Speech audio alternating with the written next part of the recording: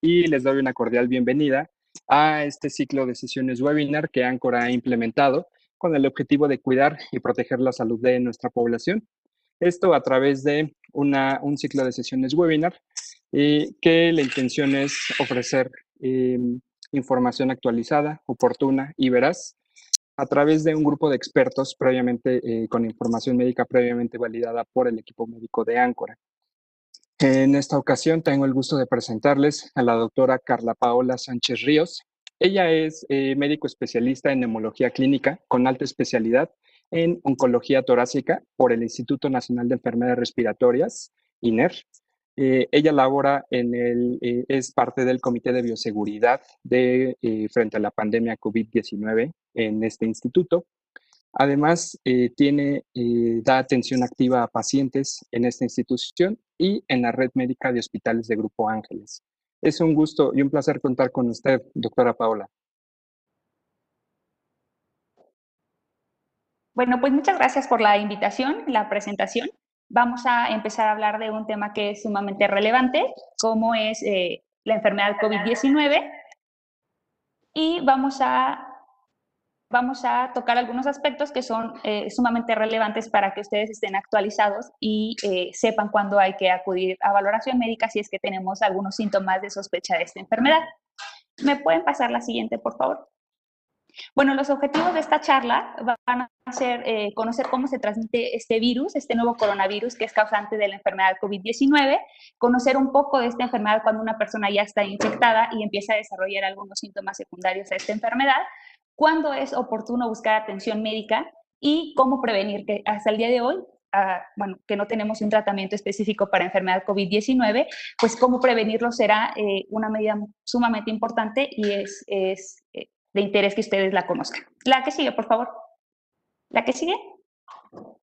Y bueno, este nuevo coronavirus que se descubrió a finales del año pasado, que se denominó nuevo coronavirus 2019 y que actualmente sabemos que es el SARS-CoV-2, es causante de esta enfermedad. La enfermedad como tal se denomina COVID-19, más adelante vamos a decir por qué se denomina así, pero cuando nosotros nos referimos a la COVID-19 es la enfermedad. Y cuando nos referimos a SARS-CoV-2 o nuevo coronavirus es el agente que genera esta infección.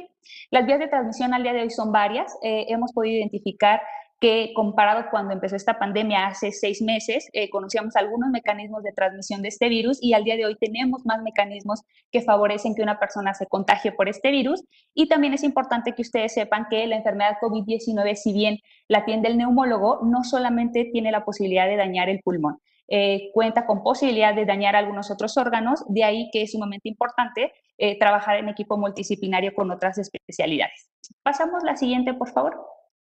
Y bueno, la forma en la que COVID-19 puede dañar algunos otros órganos puede ser de manera directa por la infección del virus, es decir, que el virus se aloje en algunos otros órganos distintos al pulmón, o secundaria a la afección que ha generado a nivel pulmonar, secundaria a una neumonía grave, y que pueden los otros órganos empezar a sufrir de una manera indirecta.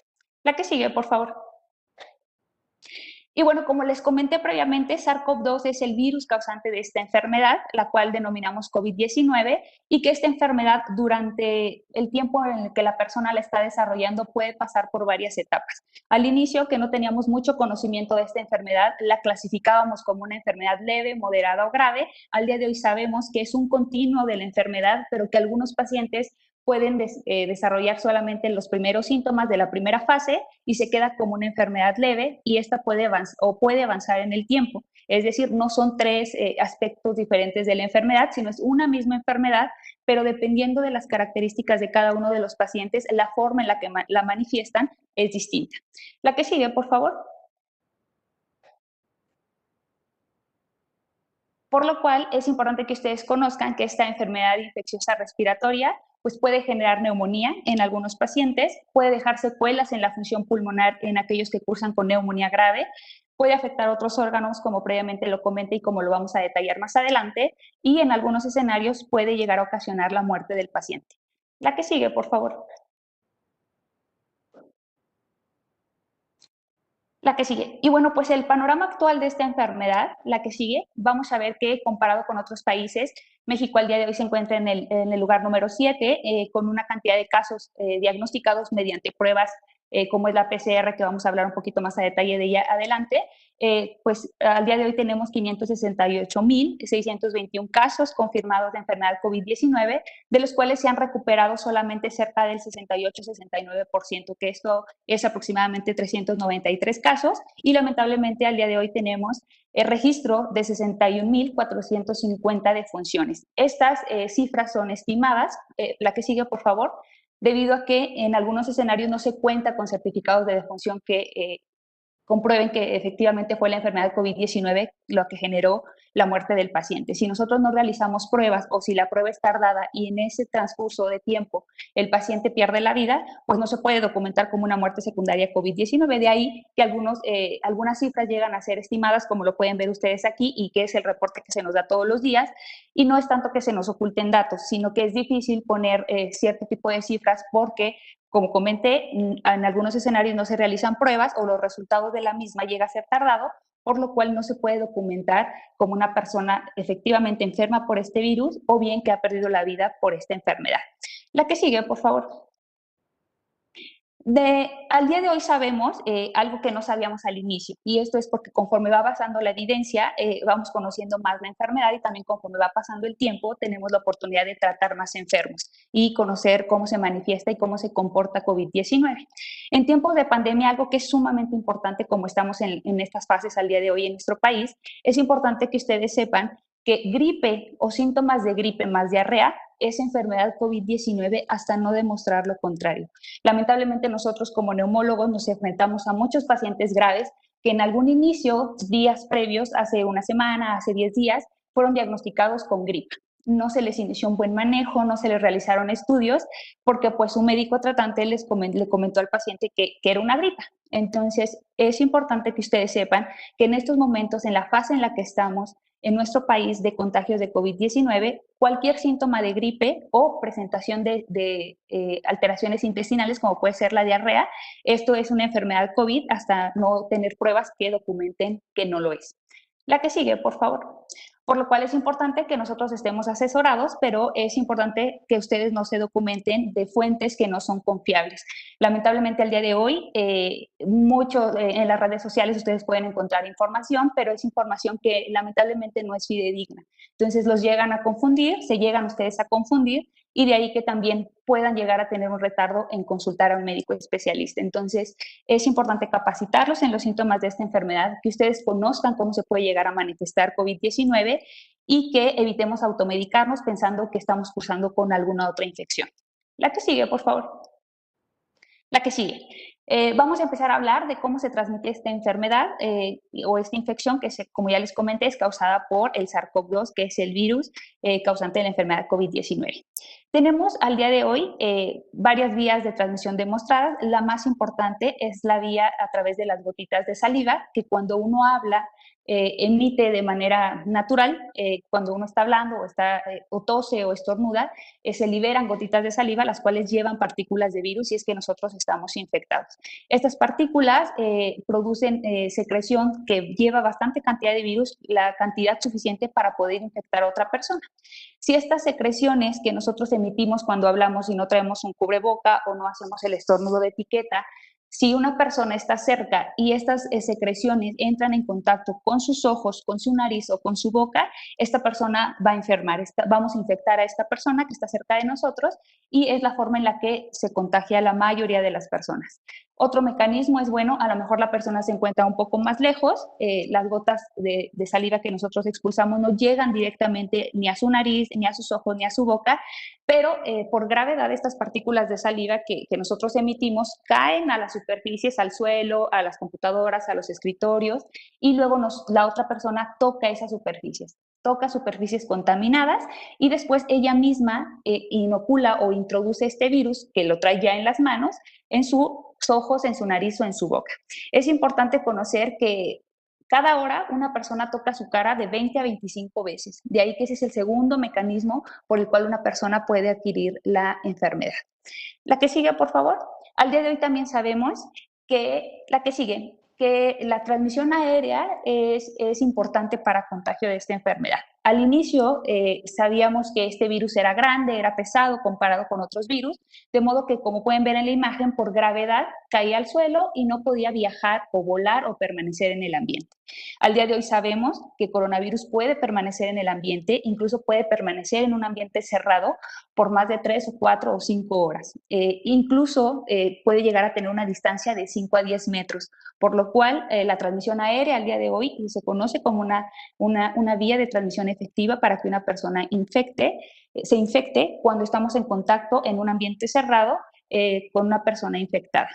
La siguiente, por favor. Y la última vía de transmisión al día de hoy estudiada es la transmisión fecal. Hemos podido documentar a la fecha que el coronavirus no solamente se aloja en la vía respiratoria, es decir, nariz, tráquea, bronquios, pulmones, sino también se aloja en algunos otros órganos, principalmente el intestino. Entonces, las evacuaciones de personas que están infectadas, obviamente estas evacuaciones llevan partículas virales, por lo cual si no se tiene un buen aseo de manos, una higiene de manos, se consumen alimentos con agua o lavados con agua contaminada, nosotros podemos adquirir la enfermedad. Entonces, al día de hoy conocemos más formas de transmisión, por lo cual hemos podido reforzar nuestras medidas preventivas para que ustedes no contagien, y dar a conocer estos mecanismos es sumamente importante. La que sigue, por favor. Debido a que si yo conozco cómo me puedo infectar, pues obviamente haré lo posible para que eso no suceda. Si yo no sé cómo me puedo infectar, pues de ahí vienen los errores que a veces tenemos, y por eso los contagios tan altos que teníamos al inicio de esta pandemia. Al día de hoy sabemos que, bueno, si el virus permanece en el ambiente y yo me pongo mi cubrebocas, estoy evitando esa forma de transmisión. Si el virus me lo puede pasar una persona a través de las gotitas de saliva, si yo me mantengo a 2 metros de distancia, ese riesgo disminuye. Y la transmisión fecal al tocar objetos contaminados, si yo me lavo las manos constantemente con agua y jabón, pues disminuyo la forma de contagio o la posibilidad de contagio mediante estas 3 medidas preventivas. La que sigue, por favor. La que sigue. Al día de hoy, los que nos dedicamos a la bioseguridad frente a la pandemia de COVID-19, hemos denominado estas medidas que ustedes pueden hacer, que son fáciles de implementar, como el triángulo de la vida. Es decir, yo voy a disminuir prácticamente a cero el riesgo de contagio si yo me apego a estas medidas preventivas para infección. La primera es el distanciamiento social, como lo comenté, se hablaba de si 1 metro, 1,5 metros, al día de hoy sabemos que solamente los 2 metros es lo efectivo para disminuir el contagio a través del acercamiento. El uso de mascarilla, que vamos a hablar más a detalle del uso de mascarilla más adelante, cuándo, dónde, cómo, cuál mascarilla. Y el último punto de este triángulo de la vida es el lavado de manos. El lavado de manos tiene que ser un lavado de manos efectivo, no solamente es abrir la llave, meter las manos, que nos caiga el agua. Eso no es un lavado de manos eficiente. Por lo cual, si yo conozco las medidas por las cuales me puedo contagiar y conozco las formas preventivas para evitar esto, la tasa de contagios prácticamente puede llegar a cero. La medida más costo efectiva, es decir, la más barata y la más efectiva al día de hoy, está demostrado que es el lavado de manos. La que sigue, por favor. La que sigue. Y bueno, el lavado de manos se recomienda que se realice con agua y jabón. El agua, a través de la fricción, facilita la eliminación del virus, y el jabón favorece la eliminación por completo y destrucción de las partículas virales. Este lavado de manos debe de hacerse con fricción y aproximadamente de 40 a 60 segundos. Es la duración que debe tener el lavado de manos para que se documente que es un lavado de manos efectivo. Cuando una persona va y abre la llave, mete las manos, pero no realiza la colocación del jabón, no realiza los movimientos de fricción y no dura entre 40 y 60 segundos, es un lavado de manos que no es efectivo, por lo cual no sirve como la mejor medida para evitar contagios. Es importante que cuando ustedes laven sus manos tengan hincapié en lavar y tallar lo que es los pulgares y los dedos meñiques, porque habitualmente esos se quedan fuera de cuando nosotros hacemos esto. Habitualmente los meñiques y los pulgares se quedan fuera del lavado de manos, y esas superficies de las manos siguen contaminadas. Ajá. La que sigue, por favor. ¿Cómo actúa el jabón en los coronavirus? Bueno, este virus, como ustedes ya saben, se denomina coronavirus debido a que en su envoltura o en la parte más externa del virus tiene unas proteínas que son las que están ejemplificadas en color rojo, y estas proteínas le permiten infectarnos y entrar en nuestro cuerpo, en nuestras células, y empezar a dividirse. Debajo de estas proteínas, debajo de esta capa, se encuentra una membrana de lípidos, es decir, de grasa. Cuando nosotros utilizamos jabón, esa grasa se disuelve, esa grasa se elimina, por lo cual se rompe la estructura del coronavirus y se perfora. Entonces, al perforarse, sale su material genético, es decir, se destruye por completo su estructura y no podemos o no tenemos posibilidad de estar infectando a los demás porque nosotros hemos destruido con el jabón al coronavirus. Esto no pasa con el alcohol gel solamente inactiva al virus, pero el virus sigue en nuestras manos, ¿ok? La que sigue, por favor. Cuando nosotros, la que sigue, utilizamos gel alcohol, no estamos realizando lavado de manos, estamos realizando desinfección de manos. Esta desinfección debe de realizarse con alcohol gel, que debe de tener mínimo una concentración de 70% de alcohol y debemos realizarlo cuando estuvimos en contacto con superficies contaminadas o potencialmente contaminadas, como son las áreas de trabajo en oficina, escritorios, escritorios, teclados de computadoras, celulares, cuando queremos recolocar nuestra mascarilla. Todas estas son superficies potencialmente contaminadas, por lo cual tenemos que realizar desinfección de manos. Esta desinfección de manos, al igual que el lavado de manos, tiene una serie de pasos, los cuales los tenemos que realizar de 20 a 30 segundos mínimo. Cuando lavamos las manos, recuerden, 40 a 60 segundos, es decir, es el doble de tiempo. Cuando realizamos desinfección de manos, esto dura de 20 a 30 segundos. Habitualmente los pasos que debemos de seguir es colocamos, ahorita les voy a enseñar más o menos cómo lo vamos a hacer pues con gel, porque no tenemos aquí agua y jabón, pero bueno, van a colocar ustedes, ahorita yo coloqué lo que es gel alcohol, lo vamos a poner en las palmas de las manos, vamos a realizar movimientos circulares, aproximadamente de 6 a 8 movimientos, los vamos a contar, 1, 2, 3, 4, hasta llegar a 8, y después vamos a realizar un movimiento de fricción sobre nuestros dorsos. Ajá, el dorso de la mano derecha y después de la mano izquierda. Vamos a tener hincapié en hacer fricción, como les comenté, en el meñique y en el pulgar. Después vamos a hacer esto con los espacios interdigitales. Posterior a esto vamos a lavar la parte de los nudillos o tratar de desinfectar la parte de los nudillos de 6 a 8. Cada movimiento dura de 6 a 8 repeticiones y posteriormente pues vamos a tallar nuestras uñas, ¿ok? Entonces, como ustedes pueden ver, no es una desinfección sencilla. Bueno, es sencillo, pero no es lo habitual, lo que generalmente hacemos. Y de 20 a 30 segundos es lo que tarda el alcohol gel con todos estos movimientos en evaporar. Ajá, cuando nosotros no hacemos esto de manera correcta o lo hacemos rápido, vemos a la gente incluso que hace esto, porque no se ha secado. Ajá, entonces eso no es correcto. Si nosotros terminamos la desinfección de manos y todavía el alcohol gel no se ha evaporado, es porque lo hicimos rápido, no hicimos todos los pasos, puesto que está demostrado que los pasos están realizados en el tiempo necesario para que el alcohol gel evapore. Ajá, entonces esto no hay que hacerlo. Si nosotros todavía tenemos el alcohol activo, que todavía está en líquido, pues estamos realizando una mala desinfección de manos. La que sigue, por favor. Bueno, vamos a hablar ahora de lo que es la mascarilla, que es el segundo mecanismo de prevención de contagios, y vamos a responder a estas preguntas. ¿Quién debe usarlo? ¿Cuándo deben usarlo? ¿Cuál mascarilla es la que yo debo utilizar? ¿Y cómo debo utilizar mi mascarilla? La que sigue, por favor.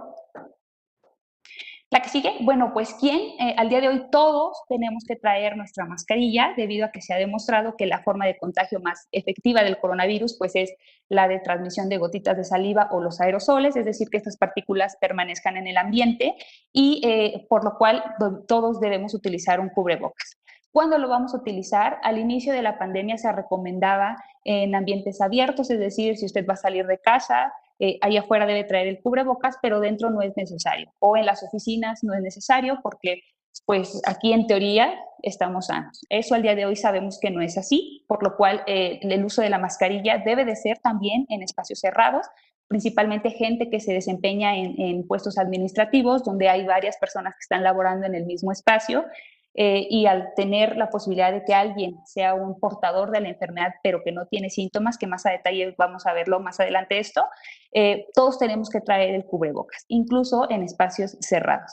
¿Cuál mascarilla voy a usar y cómo la voy a usar? Bueno, esto sí ya va a depender de qué tipo de actividad es la que usted realiza y qué tipo de manifestaciones de la enfermedad está teniendo usted. Si usted no está enfermo, está usted asintomático, o si usted está enfermo, o si es el personal de salud el que tiene la pregunta de qué mascarilla utilizar. Bueno, cada uno tiene un escenario diferente, por lo cual vamos a hablar un poquito más a detalle de las mascarillas. La que sigue, por favor.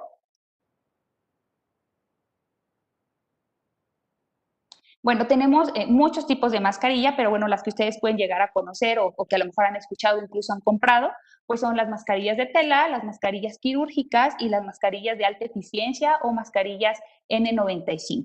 Cada una de estas mascarillas tiene cierto tipo de utilidad y cada persona, dependiendo del escenario en el que se desempeñe, es el tipo de mascarilla que debe utilizar. Las mascarillas de tela convencionales, incluso por la OMS, no estaban recomendadas hace algunas semanas. Sin embargo, al día de hoy, las mascarillas de tela reutilizables sí tienen cabida en la posibilidad de disminuir el riesgo de contagio, pero debe de tener ciertas características esta mascarilla de tela que ahorita voy a comentar. Estas mascarillas son las que en general toda la gente debería de estar utilizando si es que se encuentran asintomáticos y no están atendiendo pacientes enfermos de enfermedad COVID-19. La mascarilla quirúrgica se recomienda si es que usted tiene síntomas, porque es la más efectiva para evitar que usted le transmita partículas de saliva con virus infectante a otras personas. Y si usted es médico o si usted se encuentra laborando cerca de pacientes infectados y que están positivos para coronavirus, pues usted deberá traer una mascarilla N95, que son las mascarillas de alta eficiencia. La que sigue, por favor. La que sigue, al día de hoy las recomendaciones acerca del uso de las mascarillas han cambiado. Como les comenté previamente, hasta hace algunos meses no estaban recomendadas para todos, posteriormente se recomendaron, pero las de tela no tenían cabida. Al día de hoy, las mascarillas reutilizables de tela sí tienen cabida para prevención, pero tienen ciertas características. La que sigue, por favor. Y bueno, la Organización Mundial de la Salud, ¿cuáles son las especificaciones que hace respecto al uso de mascarillas? Nuestra mascarilla debe cubrir boca y nariz, y debemos anudarla firmemente o colocar, ahorita les voy a comentar cómo se hace esto, o colocar adecuadamente detrás de los pabellones auriculares. No debemos estar tocando o manipulando nuestra mascarilla. Hay que quitárnosla con la técnica correcta cuando nosotros vamos a realizar actividades donde el cubrebocas no permite que realicemos estas actividades. Si nosotros la sentimos húmeda o estornudamos o nosotros tenemos muchos síntomas y nos está escurriendo constantemente la nariz y la mascarilla se humedece, hay que sustituirla, es decir, hay que cambiarla. No se deben de reutilizar las mascarillas desechables, como ahorita les voy a enseñar algunas mascarillas, y porque las reutilizables pues son las de tela. Y las mascarillas de tela se recomiendan únicamente cuando tienen múltiples capas, más de 3 capas de tela, y que tienen materiales combinados. ¿A qué me refiero con los materiales? Bueno, hay mascarillas que son de algodón, mascarillas que son de seda, mascarillas que son de franela. Al día de hoy se recomienda que tenga mínimo 3 capas esta mascarilla y que el material sea combinado, de preferencia que no sea de un solo material, puesto que los poros del material de la tela, conforme nosotros los vamos sobreponiendo, cuando va a tener 2 o 3 capas, obviamente la posibilidad de evitar que se filtren partículas disminuye. La que sigue, por favor.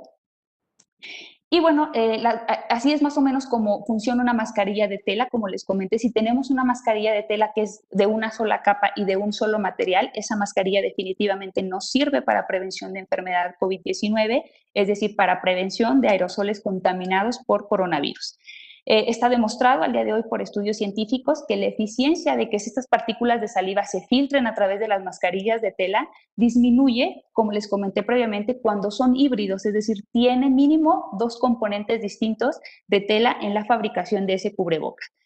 Algodón y seda es una combinación aceptada, algodón y gasa, algodón y franela también es otra combinación, y se ha demostrado que tienen una eficiencia para filtrar partículas o disminuir el riesgo de contagio más del 80% cuando son virus muy pequeñitos, y si son virus más grandes, bueno, pues tienen una eficiencia mayor del 90% cuando cumplen estas características.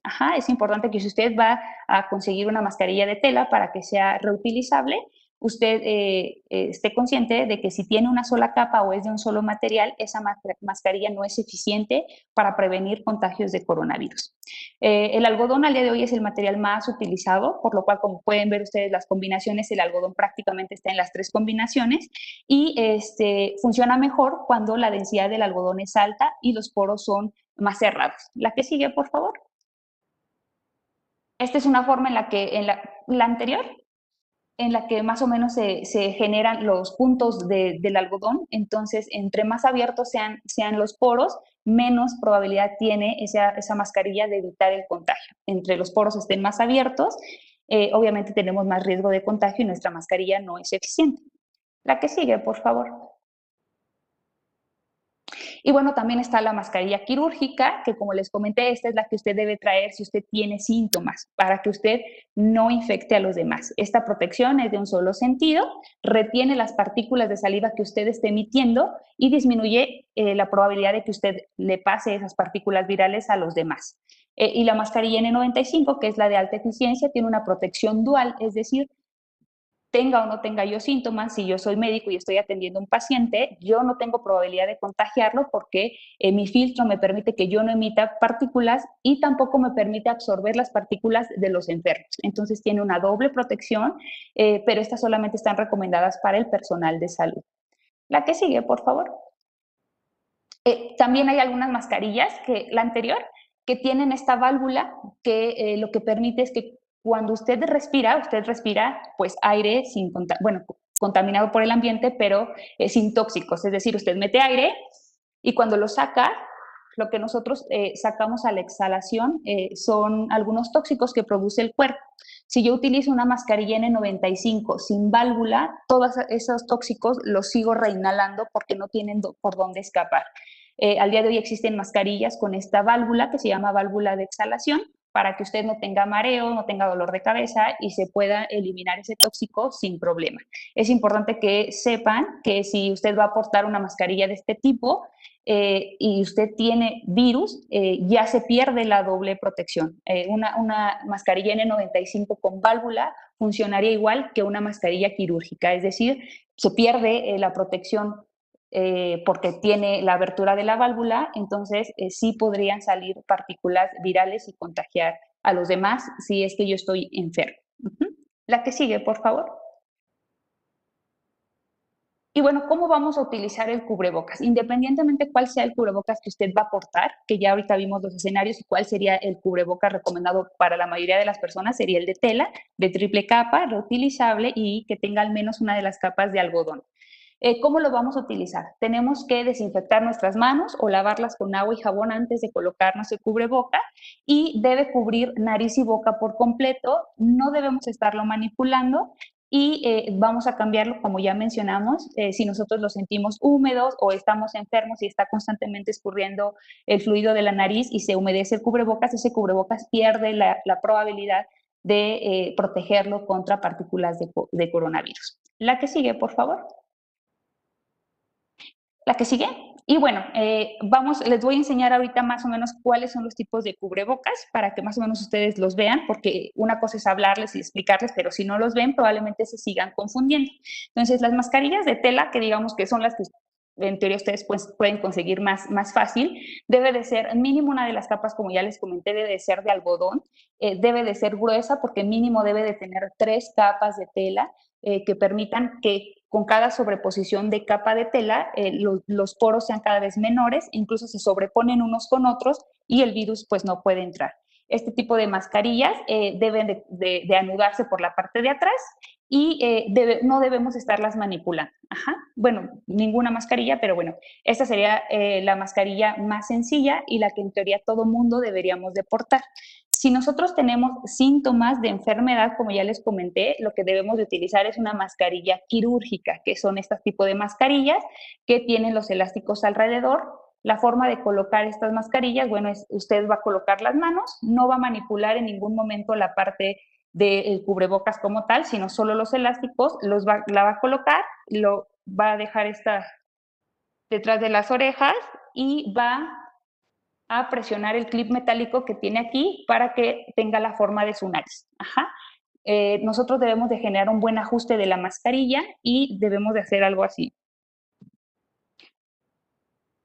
Y únicamente vamos a manipular esta parte tocando el clip metálico para extenderlo y tener una adecuada cobertura. Ajá. Si nosotros utilizamos lentes, debe ir por debajo de los lentes para que no se empañen los lentes y no debemos de manipular ya en ningún momento esta mascarilla. Hasta que la vaya a retirar, la vaya a desechar, no tengo que estar haciendo esto, o si yo estoy hablando se mueve y después la traigo aquí, esto pues definitivamente no sirve. Si nosotros vamos a recolocar la mascarilla, como comentamos anteriormente, debemos de desinfectar nuestras manos, tocar solamente el clip, recolocarla y no volverla a manipular hasta que la vayamos a desechar. La manera de desecharla va a ser solamente utilizo las manos, los dedos de las manos para retirar los elásticos, se tira esta mascarilla no se lava, no es reutilizable, es desechable completamente y de preferencia se debe de depositar en un bote de basura que tenga tapa. Ya que yo la retiré, me tengo que lavar las manos con agua y jabón. La mascarilla N95 solamente es para el personal de salud. Esta mascarilla, como ustedes pueden ver, no tiene válvula, es decir, no tiene nada en la parte de enfrente. Se coloca pues de la misma manera, tiene un clip metálico y ajustamos esta mascarilla y es la que debe de utilizar solamente el personal de salud. Y las N95 que tienen válvula es como esta, es decir, usted no retiene ningún tóxico porque cuando usted saca el aire sale a través de la válvula, pero si usted está enfermo y no lo sabe, es decir, es un portador asintomático porque no tiene ningún síntoma, pero tiene la enfermedad, usted podría estar contagiando a pesar de ser una mascarilla N95. Ajá. La que sigue, por favor. Y bueno, es importante que ustedes sepan que las mascarillas no sustituyen la higiene de manos ni sustituyen el hecho de mantener una distancia. Es decir, el hecho de yo traer a veces la mascarilla, se me olvida la distancia, se me olvida estarme lavando las manos, estamos cerca, dos personas, no mantenemos una adecuada distancia y pues nos podemos contagiar. Hay que recordar que todas las superficies al día de hoy de superficies laborales, como comenté anteriormente, en el área administrativa, todas estas superficies son potenciales de estarnos contagiando porque pues probablemente no las realizan una buena higiene de las superficies de las computadoras, de los celulares, entonces es potencial riesgo estar manipulando esas áreas, por lo cual tenemos que estar lavándonos las manos y mantener distancia a pesar de que las dos personas que estén cerca traigan su cubreboca. Este es un escenario en el cual, ¿cómo se utilizarían las mascarillas? Es decir, esta es una persona que está en casa y está enferma, entonces es suficiente con que traiga, como comentamos, una mascarilla quirúrgica. Esta mascarilla no es necesario que la persona que está enferma traiga un N95. Esta mascarilla es suficiente porque la protección se la va a dar al resto de las personas que pueden llegar a estar en casa. Cuando nosotros tenemos un enfermo de coronavirus en casa, este tipo de mascarilla es la que debe de traer el paciente. Y obviamente la imagen del lado contrario es en un ambiente hospitalario, como pueden ver, el tipo de mascarillas que traen estas personas es N95, porque necesitan una doble protección, ellos no saben si están enfermos y pudiesen estar contagiando al resto de las personas y definitivamente el enfermo pues tiene síntomas y lo pudiese contagiar, entonces requiere doble protección o protección en las dos direcciones. Es el único escenario en el que la persona debería de utilizar un cubreboca de alta eficiencia. La que sigue, por favor. El distanciamiento social, como les comenté, debe ser mínimo de 1.8 metros a los 2 metros. ¿Por qué es importante el distanciamiento o qué es lo que la evidencia, es decir, los estudios científicos al día de hoy han demostrado? Bueno, sabemos que reduce el 29% de los casos nuevos de enfermedad COVID el puro distanciamiento y reduce en el 35% de las muertes. El distanciamiento social también es una medida que al día de hoy va a disminuir el riesgo de que tengamos contagios por el virus de la influenza estacional. La que sigue, por favor. Al día de hoy estamos empezando a tener, estamos entrando a temporada invernal, ya nos falta poco, por lo cual se prevé que vamos a tener enfermos que porten las dos enfermedades, que es este fenómeno que se llama COVID-flu, es decir, puede tener coronavirus y aparte puede tener influenza, por lo cual las mismas medidas que se utilizan al día de hoy para prevenir contagios de COVID o de coronavirus son las mismas medidas que debemos seguir manteniendo para evitar contagios por influenza estacional. La que sigue, por favor. Y bueno, pues entonces, conociendo esto, se prevé que muchas naciones, y lo ha mencionado la Organización Mundial de la Salud, la Organización Panamericana de la Salud, muchas naciones van a tener que enfrentar la coinfección de enfermedad por coronavirus e influenza estacional. Entonces, se prevé que las personas que no están vacunadas de influenza puedan adquirir este tipo de contagio y aparte ser susceptibles a enfermar por contagios de coronavirus. La que sigue, por favor. Y bueno, pues, ¿qué es la enfermedad COVID-19? La que sigue. Hasta ahorita vimos cuáles son los mecanismos de contagio, vimos cómo puedo yo prevenir este riesgo de contagio y cuáles son las medidas que yo tengo que utilizar en relación a mi triángulo de la vida. Que recordemos es el lavado de manos, es el uso de cubreboca, y mantener la distancia o el distanciamiento social. Bueno, pues COVID-19 es este nombre que se le ha dado a esta enfermedad, como pueden ver ustedes ahí de dónde sale este nombre, y la COVID-19, por lo cual tenemos que referirnos a ella como la COVID-19, pues es la enfermedad causante por la infección de este virus. Es una infección respiratoria que, como vimos, tiene varias formas de manifestarse y tiene la posibilidad de afectar varios órganos. Si bien es un virus respiratorio que ingresa por la vía respiratoria, al día de hoy sabemos que no solamente daña la vía respiratoria, sino muchos otros órganos pueden tener daño por una infección por coronavirus. La que sigue, por favor. Y bueno, los síntomas de esta enfermedad, los más típicos son estos: sensación de cansancio, dolor de cabeza, fiebre, tos seca y malestar general, que tengamos mucha fatiga, que a lo mejor no hicimos mucha actividad el día de hoy, pero nos sentimos muy cansados, no tenemos ganas de levantarnos de la cama, queremos estar acostados. Y este es un síntoma típico y de los principales, me refiero a los más tempranos que se presentan en estos contagios. El dolor de garganta también puede presentarse, la sensación de congestión o taponamiento nasal, el escurrimiento nasal o el dolor abdominal con diarrea. Ajá. Y el síntoma más grave de esta enfermedad pues es la sensación de ahogo, la sensación de falta de aire, por lo cual tenemos que dividir estos síntomas en los más típicos, los no tan típicos, es decir, los raros, y los graves, que en este caso el más grave es la sensación de ahogo, la sensación de falta de aire. La que sigue, por favor. Como la que sigue, ustedes han podido escuchar, al día de hoy se ha redefinido esta enfermedad, puesto que hemos encontrado otros síntomas que puede dar esta enfermedad, como puede ser la pérdida del gusto, la pérdida del olfato y la sensación de picazón de ojos, comezón, enrojecimiento ocular. Estos pueden ser manifestaciones tempranas también de un contagio por coronavirus. La diarrea definitivamente también. Hay muchos enfermos que inician con diarrea nada más, pensando que algo les hizo daño, que comieron fuera de casa y no le dan mucha importancia, y 3, 4, 5 días después empiezan con la fiebre, la sensación de agotamiento, la tos, y pues la diarrea fue la manifestación inicial. Ajá, entonces es importante saber que no todos los síntomas son de la vía respiratoria y estar alerta si nosotros presentamos alguno de estos síntomas atípicos o poco frecuentes de la infección por coronavirus. La que sigue, por favor.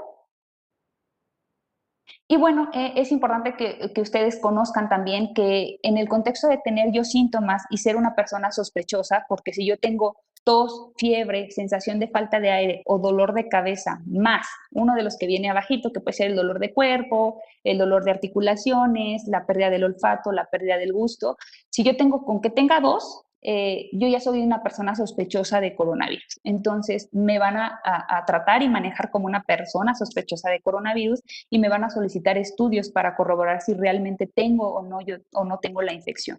Es importante que en este escenario ustedes sepan que una prueba negativa de coronavirus no descarta que usted que tenga la enfermedad. Es decir, hay enfermos que al día de hoy tienen pruebas negativas y que siguen teniendo síntomas y que van agravando porque nunca se les da un adecuado manejo porque una prueba está negativa. Entonces, la prueba negativa no descarta que usted esté enfermo.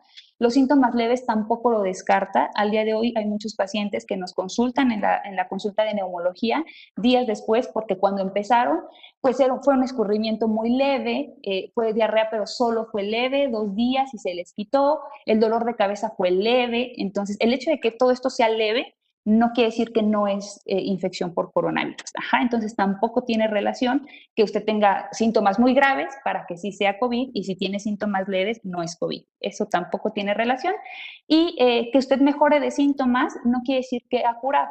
Ajá, esta enfermedad, vamos a ver más adelante, que puede durar de 2 a 3 semanas, pero que a la mitad del curso de la infección usted puede sentirse mejor, ya no tener fiebre, ya no tiene dolor de cabeza, no tiene falta de aire y usted piensa que se ha curado. Esto no es así.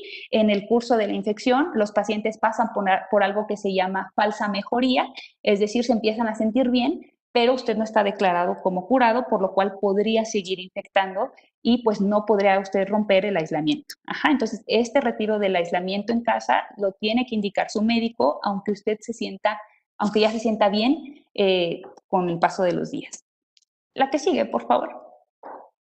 Entonces, ¿cómo clasificamos a los enfermos o a los sospechosos? Es decir, usted tiene estos síntomas que son sugestivos de coronavirus y por ende lo vamos a manejar como un caso sospechoso de COVID. Bueno, pues todas estas personas definitivamente las tenemos que estudiar. ¿Por qué? Porque es importante saber si usted es un caso positivo típico, es decir, tiene los síntomas típicos de la enfermedad, o es un caso confirmado porque tiene una prueba positiva pero tiene síntomas atípicos, es decir, nada más tiene diarrea, tuvo poco dolor de cabeza y hasta ahí fue lo único que usted tuvo, pero está enfermo. Ajá, entonces está enfermo de COVID-19, pero tiene síntomas atípicos. O bien el paciente que está confirmado que es un caso, es decir, tiene una prueba positiva, pero tiene riesgo de agravar, tiene riesgo de hacer neumonía, tiene riesgo de complicarse, de ocupar de un hospital, de necesitar oxígeno, y es decir, nosotros lo denominamos una persona vulnerable, vulnerable de cursar con un cuadro muy grave de enfermedad COVID-19, por lo cual se le piden estudios distintos, se le maneja distinto con algunos otros medicamentos, pero ¿cómo lo vamos a saber? Bueno, pues uno conociendo la enfermedad, otro conociendo al paciente, por lo cual lo recomendado es que usted no se automedique y que si tiene síntomas, usted pues es sospechoso de COVID y deberá buscar atención médica. La que sigue, por favor. La que sigue. Y bueno, pues como les comenté, el diagnóstico de esta enfermedad, si bien tenemos hoy, al día de hoy, muchas pruebas que podemos realizar, la prueba más realizada y la que al día de hoy es con la que se diagnostica la infección por este coronavirus y por ende la enfermedad COVID-19, pues es la prueba del hisopado. Ajá, es decir, es la prueba del cotonete o del hisopo, que así se llama, que nos hacen un raspado en la nariz o en la garganta y se buscan las partículas del virus. Donde más se divide este virus, es decir, una vez que entra al cuerpo, que ya mencionamos por dónde puede entrar por los ojos, por la nariz o por la boca. Una vez que entra, se asienta en esta parte de la garganta, en la parte de la parte más posterior de la nariz o bien de la garganta, y ahí es donde se empieza a dividir. Y de un virus ya tenemos dos, y de dos tenemos cuatro, de cuatro esto es exponencial, y entonces es donde se encuentra la mayor cantidad de virus. Cuando a nosotros nos introducen el hisopo, es decir, este cotonete largo, lo meten por la nariz o por la boca y llegan hasta la parte de más atrás y empiezan a hacer un raspado para tratar de identificar si se encuentra presente en esa secreción el virus. Lo que se busca en esta prueba es las partículas genéticas del virus, por lo cual puede tener dos resultados. Es decir, si sale detectado o positivo, pues no hay duda de que tenemos el virus, no hay forma de que encuentren las partículas del virus sin yo tenerlo, pero sí puede pasar lo contrario. Puede salir negativa, es decir, no detectada, pero que yo tenga virus. ¿Y a qué se debe esto? La siguiente, por favor. Bueno, esta prueba, a pesar de ser la prueba ideal, tiene un rango de error de hasta el 30%.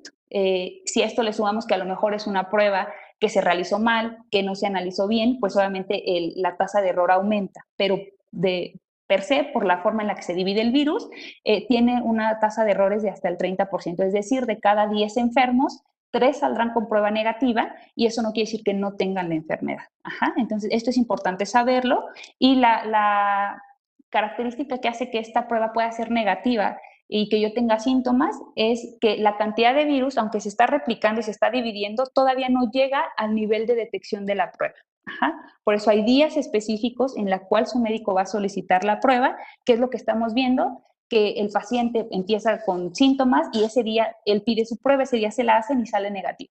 Entonces, los que nos dedicamos a esta enfermedad, que sabemos cómo se divide el virus, cuánto más cantidad de virus yo voy a tener y que la prueba tiene más posibilidad de ser positiva, pues es el neumólogo quien debería de indicar esta prueba. ¿Por qué? Porque es una prueba costosa, una prueba que según su resultado son los medicamentos que yo voy a utilizar y lo que voy a indicar en mi paciente, por lo cual si la realizamos en el momento en el que no fue el mejor momento, muy probablemente salga negativa, no empecemos tratamiento y con los días ese paciente se vaya sintiendo cada vez peor. Ajá. Entonces, es importante que ustedes sepan que sí hay que estar alertas con los síntomas de sospecha de enfermedad COVID, pero no estarnos ni automedicando ni autosolicitándonos estudios, porque cada prueba tiene una forma de solicitarse, un tiempo en el que se debe solicitar y una forma de interpretación. Ajá.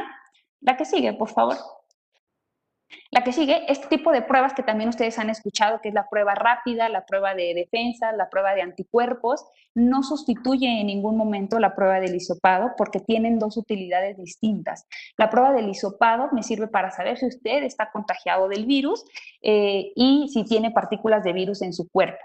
La prueba de anticuerpos nos sirve para saber si usted ya formó defensas del virus, pero puede salir negativa y que usted haya tenido o tenga la enfermedad. ¿Por qué? Porque al día de hoy sabemos, y esto lo hemos aprendido con el paso del tiempo, que la enfermedad COVID-19, es decir, el contagio de coronavirus, puede en algunos enfermos no formar nunca defensas y que su prueba rápida le salga negativa, le salga negativa, le salga negativa, pero eso no descarta que usted haya enfermado, que haya estado en contacto con el virus, y es por eso que las pruebas rápidas no se utilizan en ningún contexto para diagnosticar infección por coronavirus o enfermedad COVID-19. La que sigue, por favor. Y bueno, es importante saber, aquí no es que ustedes entiendan este dibujo, pero es más o menos para que sepan cómo se puede presentar esta enfermedad. El 75% de las personas que enferman de coronavirus afortunadamente van a tener un cuadro leve, es decir, llegó el virus, la persona lo respiró o se lo llevó, lo inoculó ella misma cuando tocó superficies contaminadas. El 75% de las personas el virus se va a quedar ahí. En nariz, garganta, van a tener un cuadro de gripe y no va a pasar a más.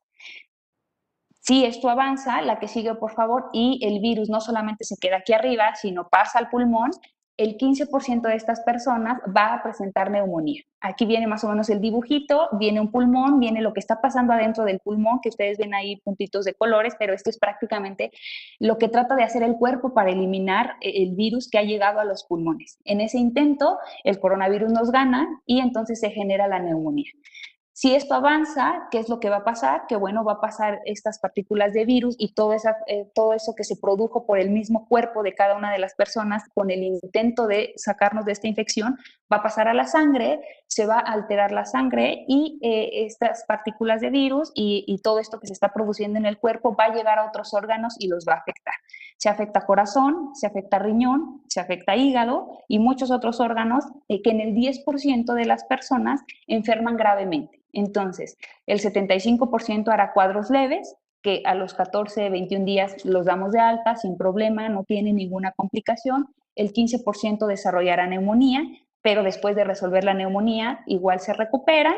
Les damos serie de ejercicios respiratorios y demás para evitar las secuelas en el pulmón y el 10% lamentablemente, a pesar de lo que nosotros hagamos, empiezan a fallar otros órganos y el 90% de estas personas morirán. La que sigue, por favor. ¿Cuánto dura entonces esta enfermedad? Bueno, esto viene aquí una línea del tiempo. La enfermedad en todas las personas dura de 14 a 21 días. Y conforme va pasando el tiempo de este aislamiento, porque cuando nosotros empezamos con los síntomas nos tenemos que aislar o nos van a dar la indicación de aislarnos, vamos a estar ahí aislados de 2 a 3 semanas. ¿Y qué puede pasar en este transcurso del tiempo? Bueno, pues puedo presentar síntomas leves, puedo avanzar a la neumonía o bien puedo necesitar de un hospital. Entonces, como pueden ver ustedes ahí, conforme van pasando los días, hay una divergencia, es decir, hay dos caminos. O podemos seguir avanzando y ponernos cada vez más graves o podemos irnos curando. Entonces, prácticamente ilustra lo de la imagen anterior. El 75% se va a quedar donde viene la línea, bueno, que está la flecha azul, que se van a curar, y el otro 15% evolucionará a neumonía y el otro 10% tendrá que estar en terapia intensiva. De los pacientes que requieren de un hospital y una unidad de cuidados intensivos, repito, el 90% de ellos lamentablemente va a fallecer a pesar de lo que hagamos en el hospital, puesto que la enfermedad está avanzada, no la pudimos ni detectar ni tratar a tiempo. Entonces, lamentablemente esta persona o estas personas que están en terapia intensiva, solamente el 10% de ellos curarán de esta enfermedad. La que sigue, por favor. A la mitad, como les comenté, está esta parte que se llama falsa mejoría, que el paciente a los 7, 8 días empieza a sentir mejor, ya no tiene fiebre, ya no hay dolor de cabeza, él sí se siente curado, pero no está curado y no está dado de alta, por lo cual tiene que seguir en aislamiento porque puede seguir contagiando y esta indicación, bueno, ya la da el neumólogo a cada uno de los pacientes, puesto que a cada quien le puede durar este cuadro días diferentes según las características de cada una de las personas. La que sigue, por favor. La que sigue. Y bueno, pues el portador asintomático, como les comenté, es esta persona que tiene el virus, que está infectando al resto de las personas, pero que no tiene síntomas.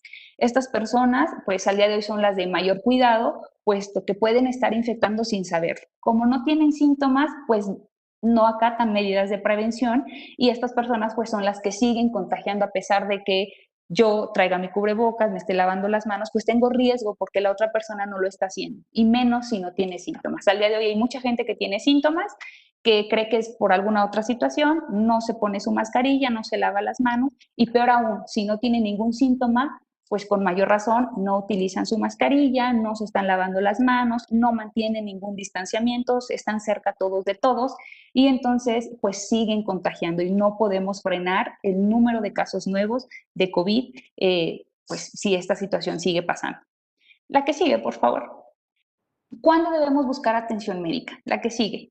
Bueno, la atención médica se debe buscar desde el inicio, desde que una persona es sospechosa. Ajá, les acabo de comentar que hay varias pruebas que podemos utilizar para diagnosticar esta enfermedad y su médico neumólogo es quien va a indicar cada una de las pruebas, va a indicar si usted requiere estudios de sangre, va a indicar si usted requiere tomografía de pulmón, que es este estudio en tercera dimensión de los pulmones con el que se diagnostican las neumonías, no así con las radiografías.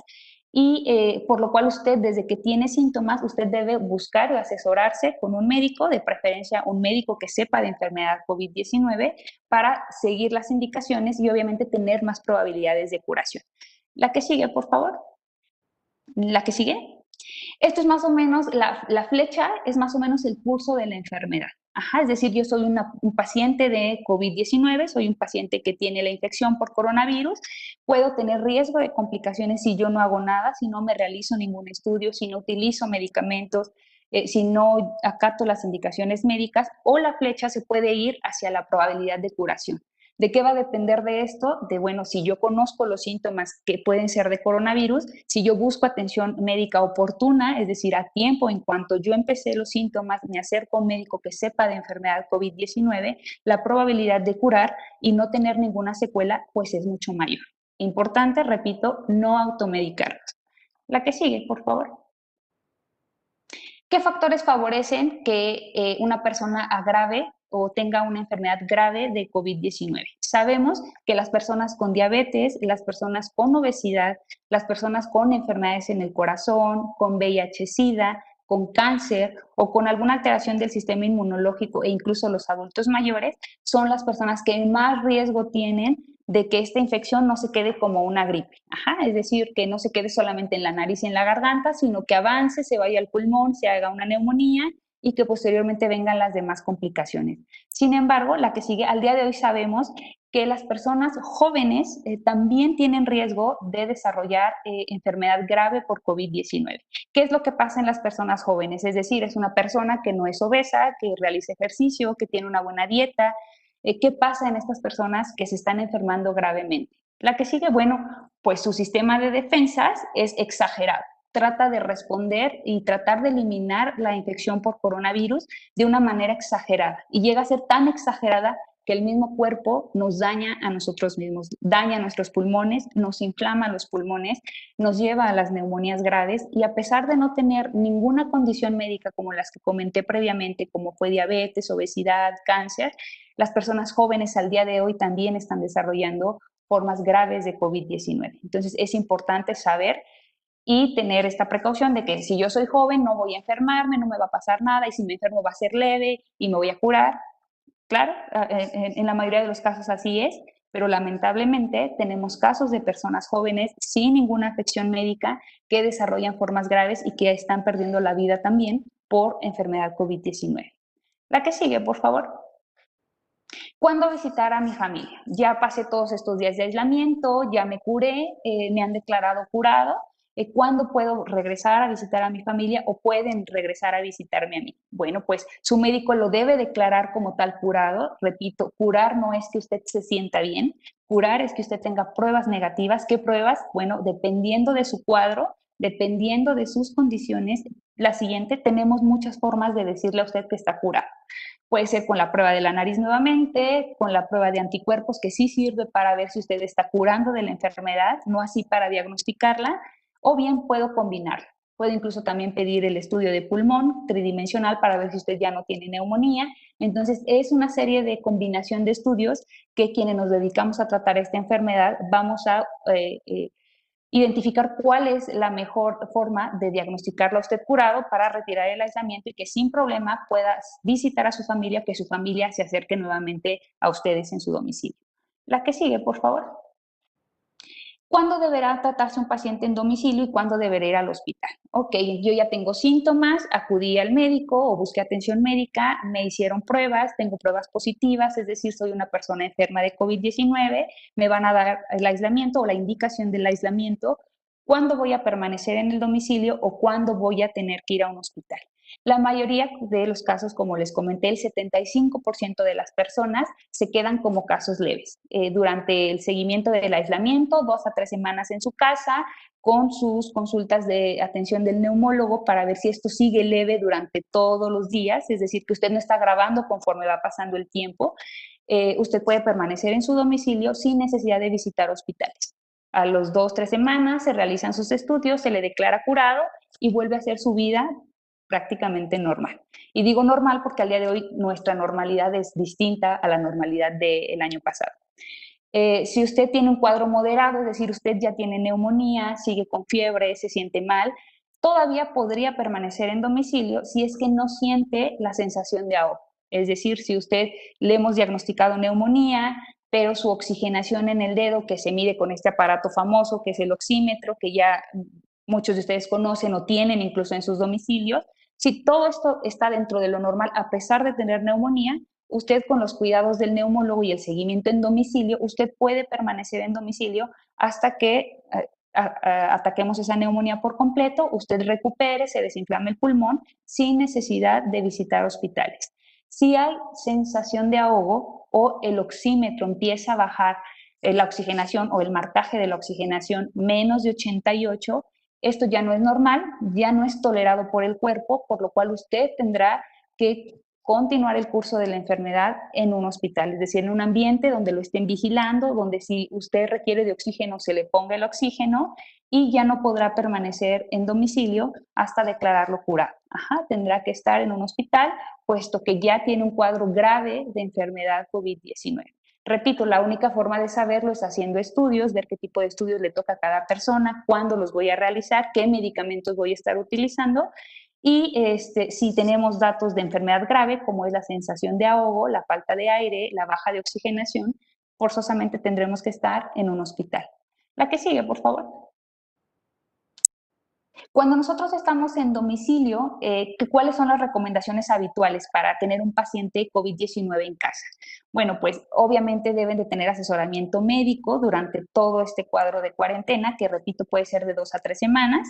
Hay que estarse comunicando con su médico tratante en relación a los síntomas que van apareciendo. Es importante también que ustedes sepan que los síntomas con los que yo empecé van a ir cambiando conforme va avanzando los días. Se me va a quitar la fiebre, va a aparecer ahora diarrea, de ahora voy a tener pérdida de olfato, después voy a tener, y así van a ir cambiando conforme va pasando el tiempo.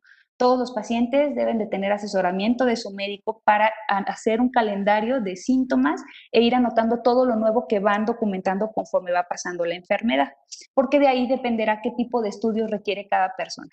Hay que estarnos lavando las manos, de preferencia el baño que nosotros como enfermos vamos a utilizar debe de ser exclusivo para nosotros. Si no se puede, nosotros mismos tenemos que sanitizarlo, utilizar soluciones con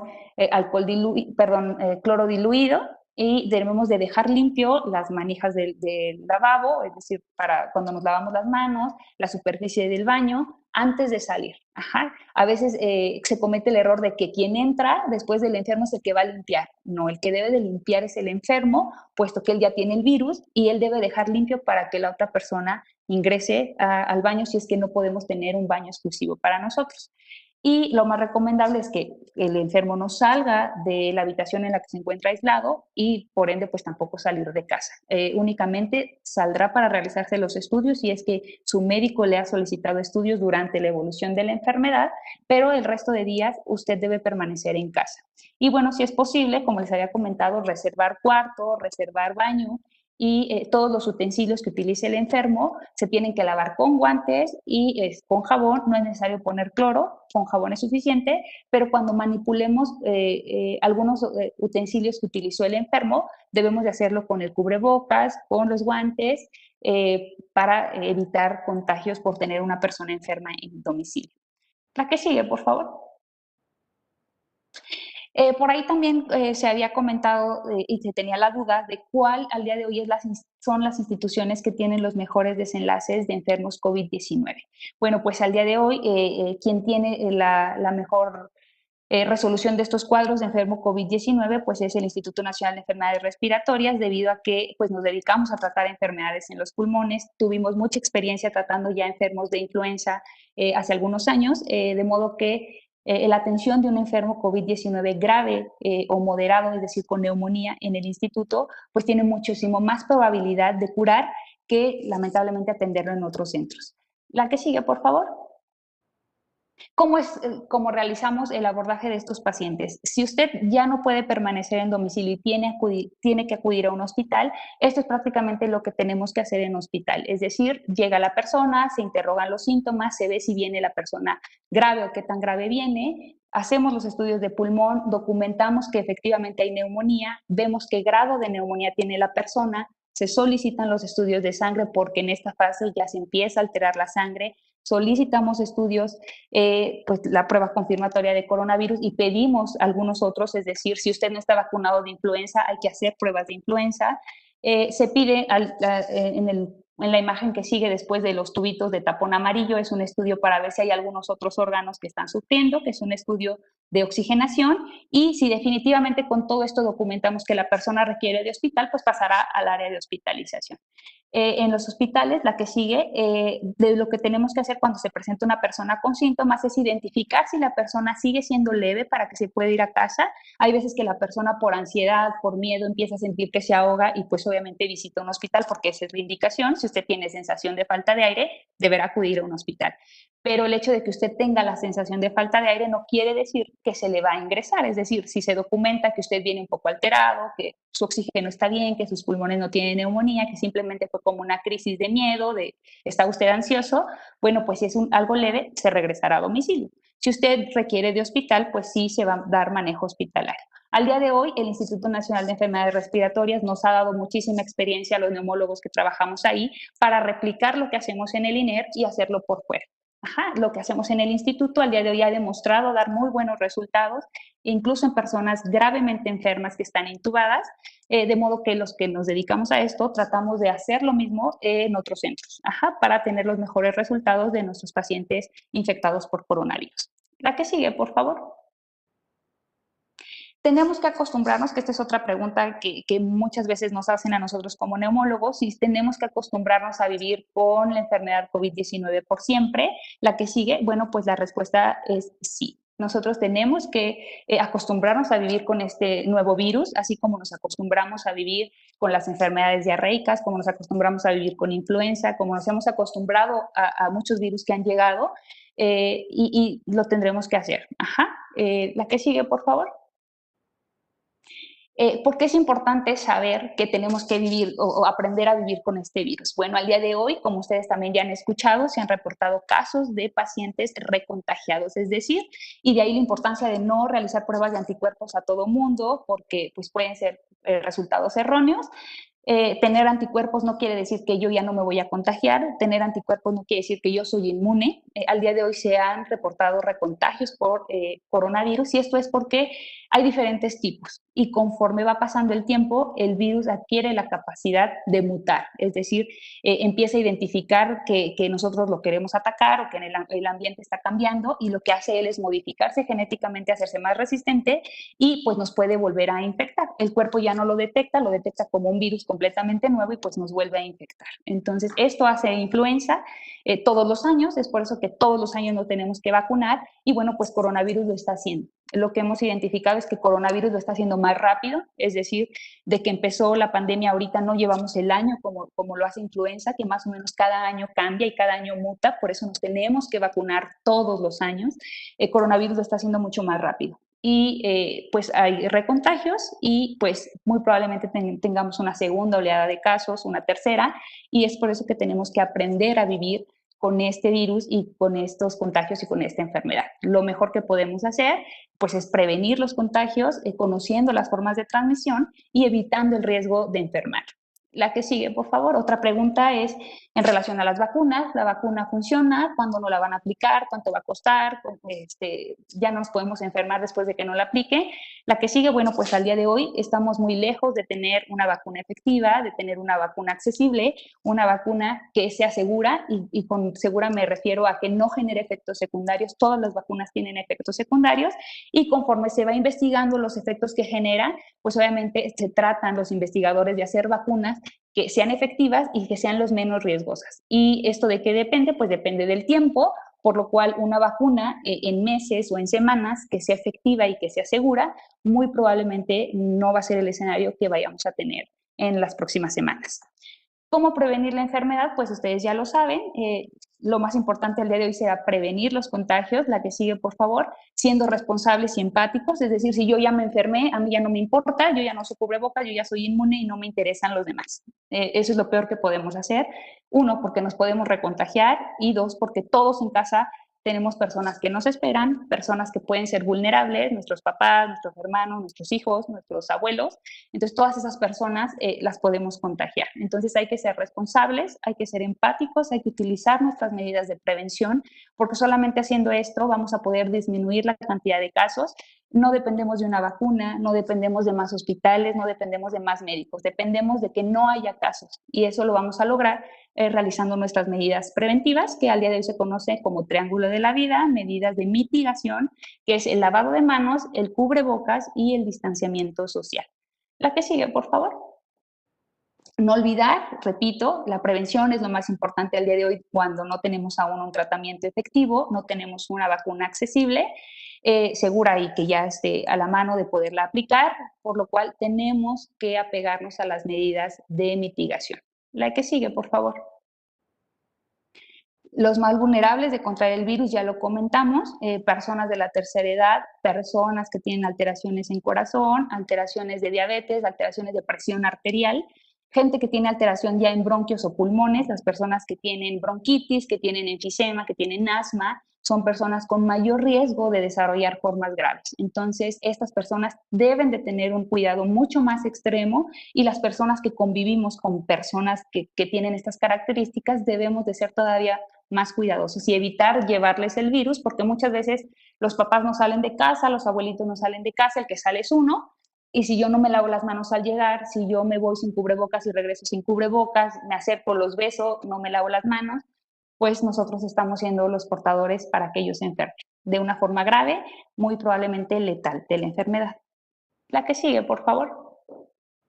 Y recordar esto es lo más importante de la charla, cuidándome yo, cuidándose ustedes, nos cuidamos todos. Ajá, repito, no es que tengamos vacuna, no es que tengamos más hospitales, no es que tengamos más doctores, es que ya no haya casos. Ajá, y esto lo vamos a lograr siendo empáticos todos, siendo responsables y efectivamente conociendo cómo me contagio, conociendo cómo lo evito y pues haciendo.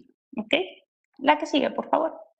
Y bueno, pues de mi parte es todo. Esta es una enfermedad nueva que muy probablemente siga cambiando conforme va pasando el tiempo. Es una enfermedad que nos está enseñando en muy poco tiempo debido a la cantidad de casos tan importante y que muy probablemente tengamos más información para compartir con ustedes en las próximas semanas de cómo ha cambiado esto, pero definitivamente al día de hoy lo mejor que podemos hacer será evitar contagiarnos. Doctora Carla, Muchísimas gracias. Nos ha compartido información muy importante. Le agradezco. Al momento, Gracias. nuestro equipo de trabajo ha recopilado las preguntas que nuestros asistentes nos han compartido. Perfecto. De hecho, pues prácticamente se han resuelto todas en su ponencia. Vaya, ha sido muy completa. Le agradecemos. Antes de abordar, todavía hay un par que quizás no se resolvieron durante la presentación o sería importante quizás recordarlo porque fueron varias las que insisten en un mismo punto. Ok. Antes de abordar las dudas y comentarios, les invito a nuestros asistentes, nuestros participantes, a responder una breve encuesta que encontrarán en el código QR que se muestra en pantalla. Su opinión y comentarios son muy importantes para nosotros. Bueno, iniciamos con la sesión de preguntas. Claro. Nuestros asistentes nos abordan mucho nos comentan esta pregunta, si pudiera recordarnos las recomendaciones para el tipo de mascarilla que debe de usar el público en general. Ok, como lo platicamos ahorita, el público en general debe de utilizar su mascarilla de tela. Es suficiente siempre y cuando cuente con las especificaciones que comentamos durante la charla. Las mascarillas de tela deben de tener al menos 2 materiales. Ajá. De modo que, bueno, a todos nos ha tocado ver gente que en la calle está vendiendo mascarillas, pero definitivamente estas mascarillas pues no son efectivas para contagios de coronavirus, puesto que, uno, no sabemos ni de qué material están hechos. La mayoría de ellas, por el costo, definitivamente solo tienen una capa, entonces esto no nos protege para evitar contagios de COVID. Deben de ser mascarillas de tela que mínimo en la composición de la mascarilla tengan 3 capas, 2 de ellas de materiales distintos. Una es el algodón. La mayoría de las mascarillas al día de hoy de tela reutilizables están hechas de algodón, y debemos sumar un elemento de composición más, que al día de hoy el más efectivo es la franela y que también llega a ser el más barato, pero bueno, puede ser seda o gasa. Ajá. Es importante que cada que llegamos de la calle, es decir, estamos afuera, traemos nuestra mascarilla, al llegar al domicilio deben de lavarse todos los días. Se optó, la Organización Mundial de la Salud, la Organización Panamericana de la Salud, optó por utilizar o empezar a autorizar este tipo de mascarillas por los costos. Trae una mascarilla de este tipo, que es la mascarilla quirúrgica, que es efectiva, repito, si usted tiene síntomas, es la mascarilla que usted debiera portar. Este tipo de mascarillas es desechable, es costoso, bueno, ahorita se subieron los costos, como todos sabemos, pero son mascarillas que las puede conseguir entre 30 a 40 pesos cada una, pero que deben de cambiarse o eliminarse a las 2 o 3 horas. Entonces, estar cambiando mi mascarilla, si yo tengo un turno laboral de, no sé, 8 horas, no voy a estar comprando 4 cubrebocas de este tipo diario. Entonces, que esa es la forma de efectividad y de prevención de COVID, pero definitivamente no es costeable para nadie. Ajá. Entonces, utilizar 4 mascarillas de estas diario, pues es imposible. Entonces, por eso se optó por utilizar las mascarillas reutilizables, las que se lavan en casa, repito, se deben de lavar todos los días, pero debe de tener estas características. Algodón, mínimo 1 de los componentes, debe de tener mínimo 2 componentes y debe de tener mínimo 3 capas. Ajá. La mayoría de las mascarillas que cuentan con estas características ni siquiera tienen los elásticos para ponerlos aquí. Tienen elásticos, bueno, cintillas de este tipo que se abrochan en la parte de atrás. Ajá. Entonces, si usted tiene este tipo de cintillas para abrochar la mascarilla, muy probablemente su mascarilla sea de las características que comente. Ajá. Si usted encuentra una mascarilla de este tipo, con este tipo de elásticos y que es de tela, habrá que verificar de qué está hecha, cuántas capas tiene, porque muy probablemente no es la mascarilla reutilizable que lo va a proteger de contagios del nuevo coronavirus. Y bueno, como les comenté, pues estas solamente son de uso hospitalario. También se ha documentado ya que en nuestro país lamentablemente se están comercializando mascarillas de este tipo que no son efectivas. Es decir, el hecho de que sea N95 no quiere decir que yo aquí le ponga N95. Ajá, sino que cumpla las especificaciones de lo que es una mascarilla de alta eficiencia, por lo cual deben de tener el sello, no tanto de 3M, porque hay muchas empresas que los pueden fabricar, sino el sello de NIOSH, ajá, NIOSH, que es una empresa ambiental que regula toda la parte de las partículas que nosotros podemos respirar cuando estamos en un ambiente contaminado. Si tiene ese sello, es decir, cumple con las especificaciones de ser una mascarilla de alta eficiencia, no que diga aquí N95 o KN95, porque lamentablemente al día de hoy se comercializan muchas mascarillas diciéndonos que son de estas características cuando no lo son, no lo es. Ajá. De acuerdo, muchísimas gracias, doctora. También nos preguntan nuestros asistentes, ¿es efectivo colocar solo alcohol gel en las manos? Y ¿con qué otro producto podemos sustituir el cloro en los tapetes sanitizantes? Bueno, esas son son preguntas y cuestionamientos muy importantes. Lo primero es recordar que el alcohol gel solamente es una sustancia que nos va a permitir la desinfección de manos. Es decir, yo estoy desempeñando mis actividades administrativas, estoy en la oficina, no tengo acceso a un lavabo, no tengo acceso a jabón, bueno, pues me coloco el alcohol gel. Inactivo las partículas de coronavirus cuando yo salga y tenga posibilidad, si antes de llegar a casa de lavarme las manos, lo tengo que hacer. O llegando a mi casa, lo primero que debo hacer es eliminar esas partículas de virus que siguen en mis manos. El alcohol gel no mata al coronavirus, únicamente lo inactiva. Ajá, las partículas siguen ahí y no nada más las de coronavirus, sino todos los demás virus y bacterias que nosotros podemos tener en el ambiente siguen en nuestras manos hasta que nosotros realicemos lavado con jabón. Ajá. Los tapetes sanitizantes no están recomendados, los tapetes sanitizantes no han demostrado ser efectivos independientemente de la sustancia que ustedes coloquen en el tapete. Ajá. Al igual que el túnel sanitizante, que era ese túnel grandote que nos esparcía sustancias, se dejaron de utilizar porque han demostrado no ser efectivos, ninguno de los dos.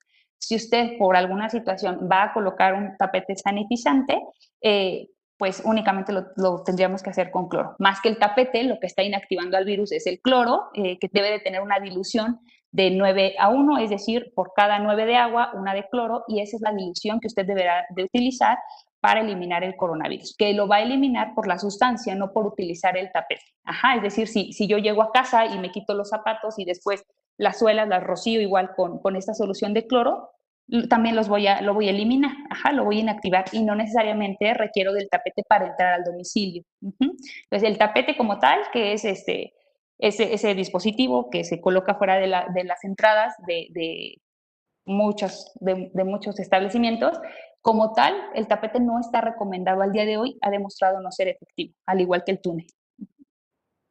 Muchísimas gracias, doctora. Pues lamentablemente se nos ha agotado el tiempo para la sesión del día de hoy. Les recuerdo que esta sesión ha sido grabada en vivo y puede consultarla nuevamente a través de nuestros medios de difusión, como nuestra página en internet, ancora.com.mx, nuestro boletín Ancora Informa y nuestras redes sociales. No deje de compartirnos sus dudas y comentarios a los correos mostrados en pantalla y a la brevedad se le dará respuesta. Doctora Paola, le agradezco su participación y colaboración en el cuidado y protección de la salud de nuestra población a través de esta sesión webinar y aún más por su gran labor en la atención activa de pacientes con diagnóstico COVID-19 y demás afecciones pulmonares. Antes de concluir, ¿le gustaría compartirnos algún comentario adicional? Pues digo, creo que lo tocamos todo en la charla, sin embargo, precisamos de la responsabilidad de todos ustedes, de la empatía de todos ustedes para disminuir y frenar la cantidad de casos. Todo esto que se nos comenta a diario de la incidencia está disminuyendo, la curva se está aplanando, estamos llegando a una meseta. Esto es falsamente una ilusión. ¿Y por qué digo falsamente? Porque más bien estamos dejando de realizar pruebas. Sabemos que muchos neumólogos sabemos que si la prueba no es tan efectiva, es decir, no es una prueba 100% efectiva, si mi paciente tiene síntomas, yo voy a empezar el tratamiento, yo voy a empezar el cuidado como una persona contagiada de COVID, aunque no tenga la prueba. Entonces, el hecho de que no se estén haciendo ahora las pruebas, porque sabemos que la prueba puede tener errores, eso hace que no haya en los centros de estadísticas reporte de pruebas realizadas y que se aplane la curva. Pero esto no traduce que los enfermos estén disminuyendo. Entonces, necesitamos hacerlo, definitivamente necesitamos hacerlo, pero requerimos de mucha aportación de ustedes, como es la prevención, y pues nada más, recordarles que su participación en esto también es sumamente importante y debemos de trabajar en equipo para lograr disminuir la cantidad de casos nuevos. Le agradezco mucho, doctora. Doctora Carla Paola Gracias. Ríos, médico neumóloga clínica con alta especialidad en oncología torácica por el Instituto Nacional de Enfermedades Respiratorias. Muchísimas gracias, doctora. La siguiente, por favor. Les recuerdo que el programa de prevención a distancia continuará con este ciclo de sesiones webinar y en nuestra próxima sesión abordaremos el tema de uso de aditivos en la elaboración de alimentos. Siguiendo el código QR que se muestra en pantalla, podrán realizar su registro.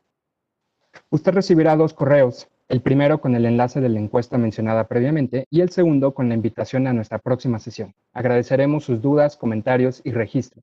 En estos enlaces encontrarán un espacio para comentarnos los temas que le gustaría que Áncora aborde en futuras sesiones. Siguiente, por favor. Sin más por el momento, de parte del licenciado Jorge Salas y a nombre de Áncora, su agente de seguros y fianzas, agradezco su asistencia y participación en esta sesión titulada COVID-19, el virus que llegó para quedarse. Hasta pronto. Muchas gracias.